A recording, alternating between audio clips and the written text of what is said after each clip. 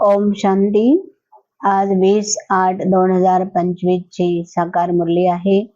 बाबा सांगतात, माझ्या गोड मुलांनो, तुम्ही सर्व दिवसभर धंदा आदी काम करत असताना बाबांच्या श्रीमतानुसार चालत सर्वांना मुक्ती आणि जीवन मुक्तीचा रस्ता दाखवून द्या. बाबा प्रश्नामध्ये विचारतात, बाबाने अशी कोणती तुम्हाला सूक्ष्म गोष्ट सांगितलेली आहे ती तुम्हाला खूप खूप समजण्याची आहे? तर बाबा उत्तर सांगतात, मुलांनो, सत्युग हे अमरलोक आहे. त्या ठिकाणी आत्मा एक शरीर सोडते, दुसरं शरीर रूपी वस्त्र धारण करते. तिथे मृत्यूचं आणि दुःखाचं नाम निशान सुद्धा नाहीये. शिव बाबांची ही बेहद रचना आहे. ब्रह्माची रचना ब्राह्मण आहे आणि शिव बाबांची रचना आत्मे आहेत. त्रिमूर्ती शिव म्हटलं जातं, त्रिमूर्ती ब्रह्मा कधीही म्हटलं जात नाही.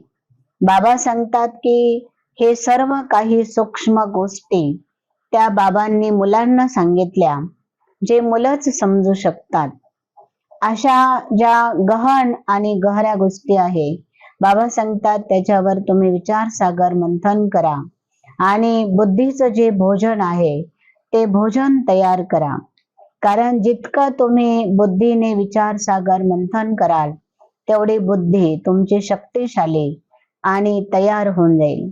बुद्धीमधली ताकद वाढेल, बुद्धीची क्षमता वाढेल. म्हणून बाबा सांगतात, नवीन नवीन जे पॉइंट असतात त्याच्यावर मुलांनी चांगलं मनन आणि चिंतन करणं आवश्यक आहे. बाबा सांगतात की आपण ही ब्रह्माची रचना, तुम्ही ब्रह्मा कुमार आणि ब्रह्मा कुमारी आहात. शिव बाबाची रचना जी आहे ती आत्मा भाई भाई आहे. म्हणून बाबा सांगतात की हे मोठ्याने म्हणायची आवश्यकता नाहीये. हे तुम्हाला आतून समजणं गरजेचं आहे की आम्ही आपसामध्ये भाऊ आणि बहीण आहे. तर आमची कधीही विकारी दृष्टी, वृत्ती, स्मृती ही येता कामा नये. एका घरामध्ये आपण ज्यावेळेस भाऊ आणि बहिणी राहतो तर निश्चित घरामध्ये सगळ्या काही गोष्टी होतात, परंतु कधीही विकारांचा संकल्प हा कधीही घरामध्ये येत नाही. ह्या खुशीमध्ये नेहमी आपण राहिलं पाहिजे. आणि बाबा सांगतात ही स्मृती तुम्हाला नेहमी असली पाहिजे. शिव बाबा मला शिकवत आहे आणि ते मी लक्ष देऊन, ध्यान देऊन शिकायचं आहे. बाबा सांगतात की आता खाण्यापिण्यामध्ये जास्त तुमची बुद्धी जाता कामा नये. त्याच्यामध्ये फार तुमचा बुद्धियोग आता अडकता कामा नये. आपल्या पोटाला जेवढं लागेल तेवढं तुम्ही कमवा आणि खा. त्याच्या पाठीमागे फार वेळ घालवू नका, बुद्धी खर्च करू नका. आणि बऱ्याच वेळा असं आपली होतं की काहींना लालच असते, म्हणतात ते सुद्धा लालच आता ठेवू नका. लालच जर ठेवायचीच असेल तर नवी दुनियाची जी बादशाही मिळते आपल्याला त्याच्याबद्दल ठेवा. खाने के लिए जीना नहीं है, लेकिन जीने के लिए थोड़ा जो चाहिए वो खाना जरूरी है. तर बाबा सांगतात अशा रीतीने आपली उपराम अवस्था होणं गरजेचं आहे. बाबा सांगतात अनेक प्रकारच्या प्रवृत्तीमध्ये राहून निवृत्त होणारे तुम्ही नष्ट मोहा स्मृती स्वरूप मुले आहात. स्वतःची प्रवृत्ती, दैवी प्रवृत्ती, सेवेची प्रवृत्ती, बाबा सांगतात या सर्व हदच्या प्रवृत्तीची जी प्राप्ती आहे ती हद मध्येच मिळते. आता तुम्हाला नष्ट मोह बनायचं आहे, तुम्हाला न्यारं आणि प्यारं बनायचं आहे. बाप दादांच्या स्नेहामध्ये सामावून जायचं आहे. आता तुम्हाला स्मृती स्वरूप बनायचं आहे. स्मृती स्वरूप बनलात तर तुम्ही नष्ट मोहा बनून जाल आणि प्रवृत्तीपासून निवृत्त होऊन मीपणाला तुम्हाला समाप्त करायचं आहे. असे नष्ट मोहा बच्चे जे खूप काळ पुरुषार्थ करतात ते खूप काळ प्राप्तीचे किंवा भाग्याचे, प्रालब्धाचे ते अधिकारी बनू शकतात.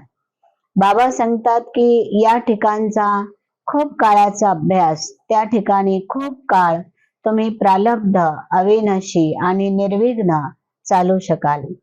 कमल पुष्प समान न्यारे बना, तरच प्रभूचं प्रेम तुम्हाला सतत मिळत राहील. सहजयोगी बनायचं असेल तर आता परमात्मा प्रेमाचे तुम्हाला अनुभवी बनणं गरजेचं आहे. बाबा सांगतात तुम्ही नंबर 1 परवाने आहात. स्वतः बाबा सांगतात देहाभानापासून वेगळे राहा. परवाना काय करतो? येतो, चक्कर घालतो आणि समर्पित होतो.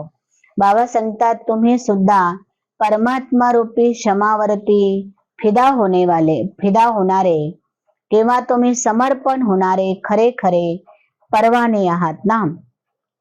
तर बाबा सांगतात प्रत्येकाला काही ना काही प्रकारची भूक आणि तहान लागलेली आहे आणि त्या सर्वांची तहान आणि भूक भागवणं हे तुमचं काम आहे. म्हणतात आता तुम्हाला आरामामध्ये बसता येणार नाहीये. कारण बाबा सांगतात वेळ फार कमी आहे आणि तुम्हाला परमात्म्याच्या प्रेमामध्ये असं लवलीन होऊन जायचं आहे. त्या परमात्मा प्रेमाची प्राप्ती तुम्हाला भरपूर करून तुम्ही जे तुमच्या जवळ जे अन्य आत्मे येणार आहे त्यांचीही तुम्हाला तहान आणि भूक भागवणं गरजेचं आहे. बाबा सांगतात की जसं मराठीमध्ये म्हणतात काजवा जेव्हा चालतो त्याला कशी लाईट लागते, तसं तुम्ही चालता फिरता तुमची ही लाईट लागली पाहिजे. म्हणजे तुम्ही तनाने लाईट, मनाने लाईट, संकल्पाने ही लाईट. ज्यावेळेस तुम्ही लाईट अवस्थेमध्ये राहाल, हलके व्हाल, तेव्हा तुम्ही ह्या जगामध्ये एक फरिश्ते म्हणून नजरेमध्ये याल आणि तुमच्यावर कोणताही प्रकारचा बोज किंवा ओझ हे तुम्हाला अनुभव होणार नाही. परंतु हे केव्हा होऊ शकतं? जेव्हा तुम्ही श्री बाबांच्या एकदम अति गहऱ्या प्रेमामध्ये तुम्ही लवलीन होऊन जाल. बाबा सांगतात की मुलांनो आता मी आलेलो आहेच तुम्हाला पत्थर बुद्धीपासून पारसनाथ बनवण्यासाठी. हेच एक युग आहे, हीच एक वेळ आहे की बाबा पारसनाथ बनून आपल्या बुद्धीला स्पर्श करतात होतो. यादच्या यात्रेमध्ये ज्यावेळेस आपण बसतो तेव्हा मन बुद्धीचा स्पर्श बाबांना होतो आणि त्यामुळे त्या शक्तीने आपली बुद्धी सात्विक, शुद्ध आणि शक्तिशाली बनते. म्हणजेच पारसनाथा समान, सोन्या समान बनते आणि अशा बुद्धीमध्येच हे ज्ञानरत्न टिकू शकतात, राहू शकतात. अशा बुद्धीमध्येच परमात्म्याची आठवण सतत ही टिकू शकते.